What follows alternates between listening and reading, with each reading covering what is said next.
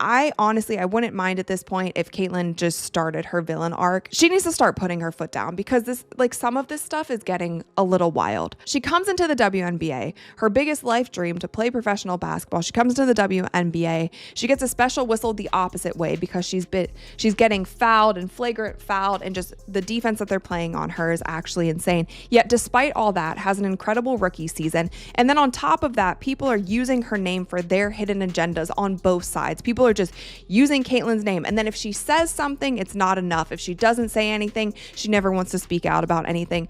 She cannot win. You're not going to believe what just happened. The WNBA Commissioner just tried to blame Caitlin Clark and her fans for the biggest embarrassment in league history. Picture this. The finals are here, the championship is on the line, and the arenas are practically empty.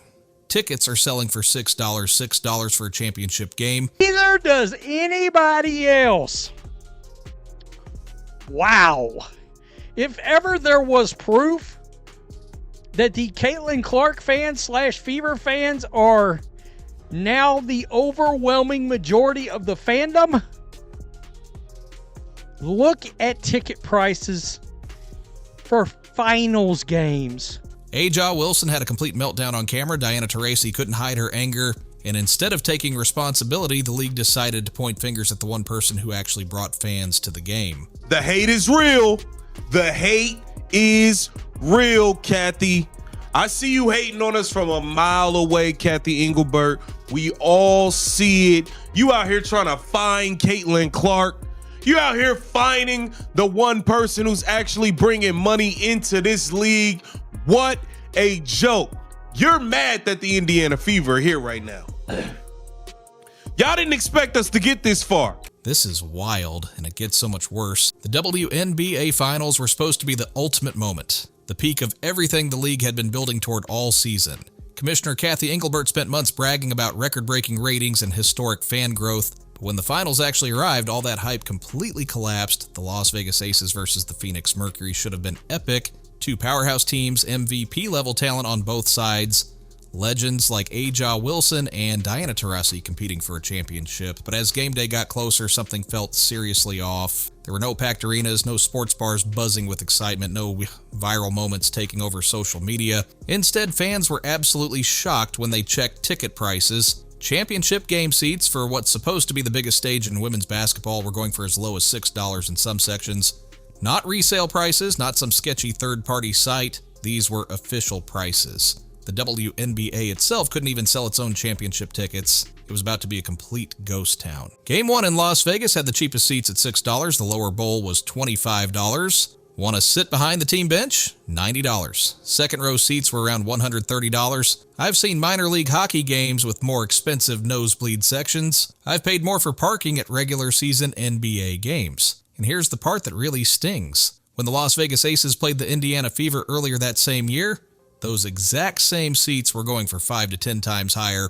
Courtside was $2,000 a seat, but for the finals, you could grab courtside for under $500 if you were lucky. The difference was obvious. When Caitlin Clark was playing, tickets vanished within hours. You couldn't find a resale ticket under $200 during her hot streak. The Fever were packing arenas everywhere they went, but now, with Clark out of the picture, nobody cared. The finals looked like they were being played in front of scattered family members and diehard fans who felt obligated to show up. Aja Wilson couldn't hide her disappointment. She's the reigning MVP, the face the league desperately wants to push. During warm-ups for Game 1, she looked around at all those empty red seats and apparently just muttered to herself, "This is the finals." It wasn't arrogance. It was pure disbelief. She'd worked her entire career to get to this moment, and the arena was half empty. The cameras kept zooming in on those vacant sections, making it even more obvious. This wasn't the championship atmosphere anyone expected. Diana Taurasi was even more direct about it after Game 1 wrapped up. She didn't hold back during her post-game interview.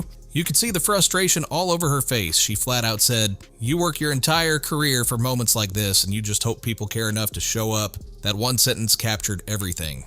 These players had given everything to reach the finals, and the crowd's silence was deafening. It felt like a punch to the gut for everyone involved. Social media exploded immediately. Fans started posting screenshots of the ticket maps showing entire sections still wide open, hundreds of empty blue dots everywhere you looked. People were roasting the league, calling it the most affordable finals in sports history. Others were joking that the silence inside the arena was louder than the refs' whistles all season. The optics were absolutely brutal. And here's where things get really interesting. A lot of people started pointing to one massive glaring reason for all of this, for Caitlin Clark, or more accurately, the absence of Caitlin Clark. Someone ran a poll asking fans if they'd be watching the Aces versus Mercury finals matchup. The results were devastating. Only 4% said yes, 4%. That means 96% of fans openly admitted they had zero interest in watching these finals without Clark involved. That's not a small sample size having an off day. That's the entire fan base telling you exactly what they think. All season long, Caitlin Clark had absolutely ignited interest in women's basketball like never before. Her games with the Indiana Fever consistently pulled massive TV ratings. They set attendance records in city after city.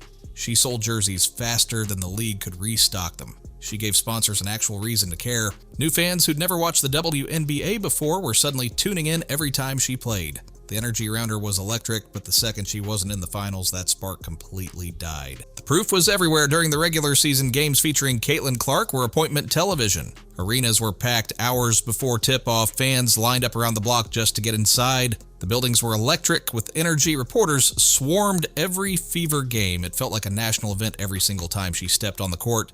But these finals, the complete opposite. Flat energy, scattered crowds, barely any buzz. Even ESPN's commentary felt robotic and lifeless. The contrast was impossible to ignore. This is what everyone had been saying since opening night, and now the numbers were proving it beyond any doubt. The so-called growth of the WNBA wasn't some organic movement that happened naturally. It was the Caitlin Clark phenomenon. She was the show. She drove everything.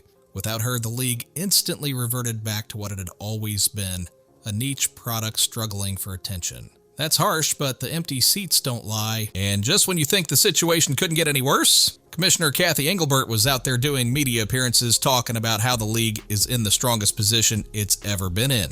Really? Because if that's true, why does it cost less to watch your finals than it does to go bowling at the MGM Grand?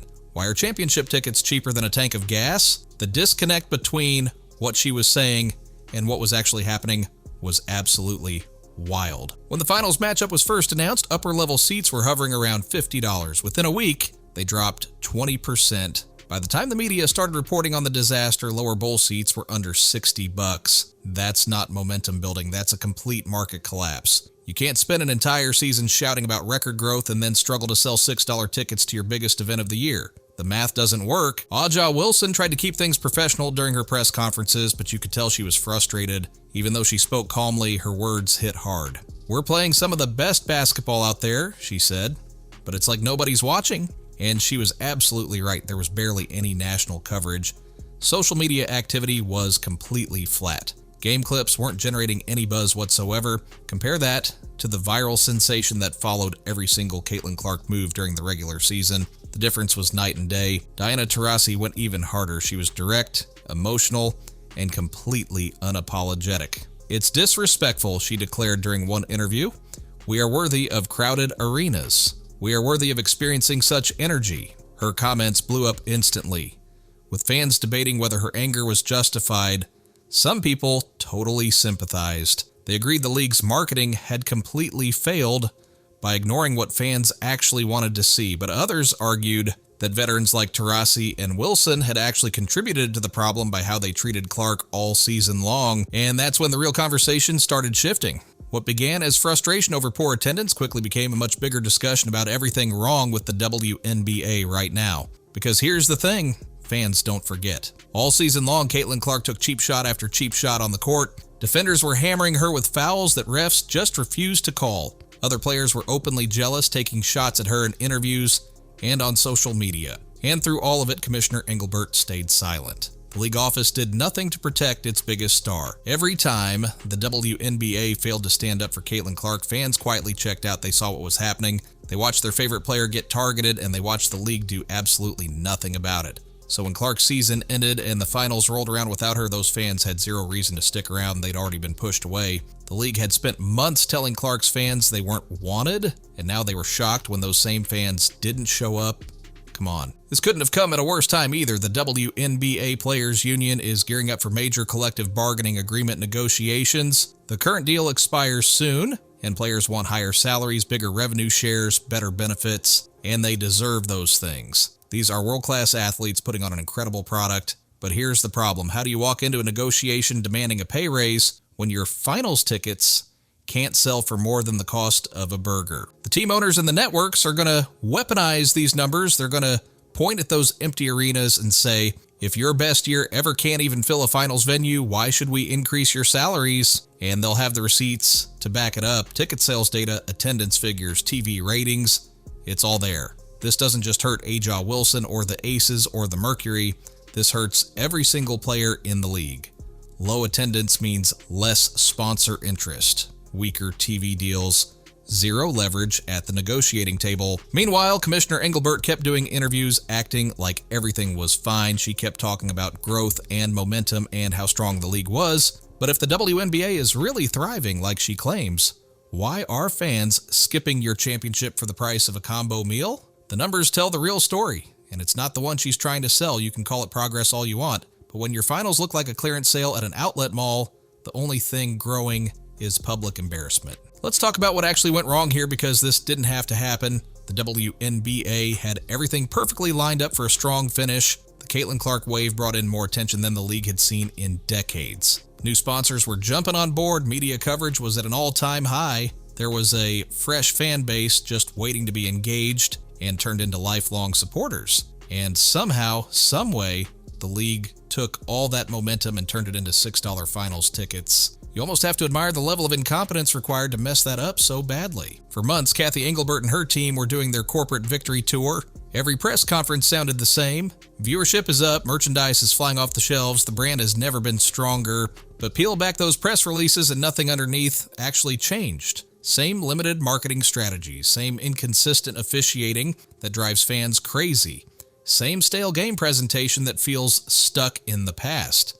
They genuinely thought hype alone would carry the finals. They thought they could coast on the momentum Clark had built. Reality kicked the door in and showed them how wrong they were. Even players started hinting at how disconnected the league's leadership really is. Sophie Cunningham didn't hold back during her exit interview. She said there are people in positions of power at the WNBA who might be great business people, but they don't know anything about basketball, and that needs to change. That's a player openly calling out the front office. That doesn't happen unless things are seriously broken behind the scenes. The finals matchup itself didn't help matters either. Aces versus Mercury had zero sizzle.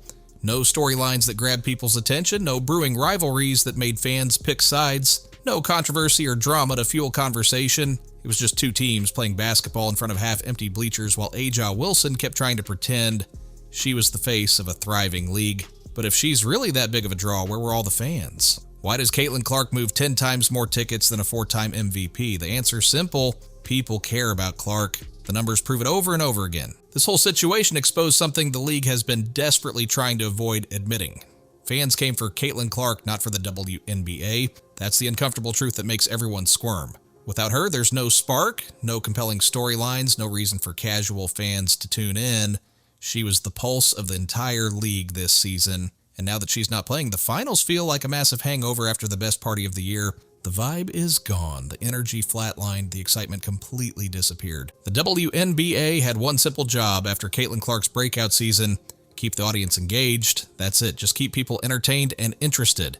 Give them compelling reasons to keep watching. Make them feel connected to the players and the league. But instead, they alienated Clark's entire fan base. They let players take cheap shots.